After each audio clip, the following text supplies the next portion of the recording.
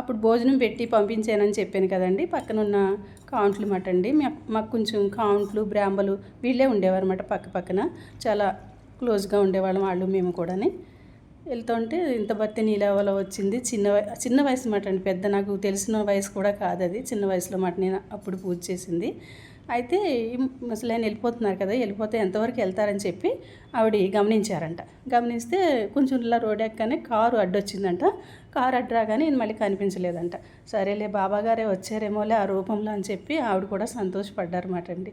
నేను ఇంతకీ ఎందుకు చెప్తున్నానంటే అండి, ఆరోగ్యం బాగాలేదనో అందంగా లేరనో వాళ్ళని మానసికంగా బాధ పెట్టకూడదు. మనకి కొంతమంది అందంగా ఉంటారు, కొంతమంది ఇదిగా ఉంటారు. అది అలాగని మానసికంగా వాళ్ళని బాధ పెట్టామనుకోండి, అది మనకి చాలా పాపం.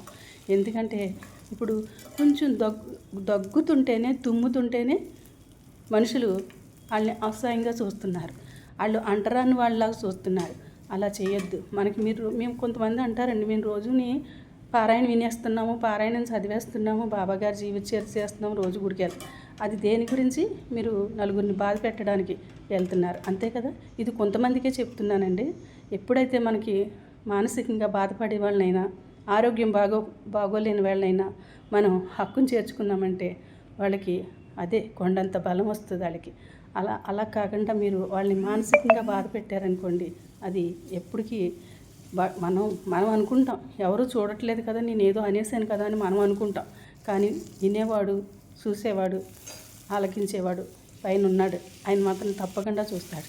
అందుకే ఆరోగ్యం బాగోలేదని చెప్పి ఎవరిని అసహించుకోకండి, బాధ పెట్టకండి. ఎందుకంటే వాళ్ళ కన్నీళ్ళలాగే ఉండిపోవు, అదే శాపమై తగులుతుంది.